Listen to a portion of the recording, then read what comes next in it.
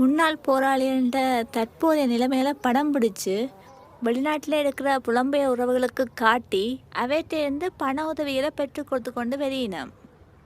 என்ன டைம் வந்து விசாரிச்சவ உங்களைத்தான் எனக்கு ஞாபகம் வந்துச்சு. உங்களோட பிரச்சனைகளை சொன்னீங்கண்டா ஏதாச்சும் உதவிகள் கிடைக்கும். மன்னிச்சு கொள்ளுங்க ஜிஎஸ், ஏன்னா பேட்டி கொடுக்க விருப்பம் இல்லை.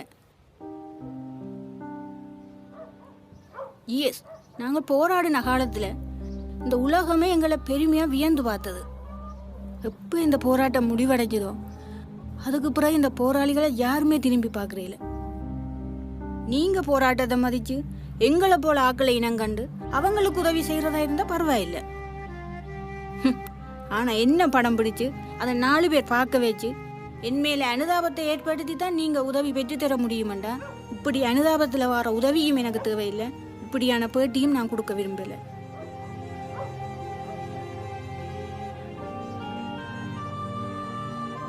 சரி அலில், அப்போ போயிட்டு வரேன்.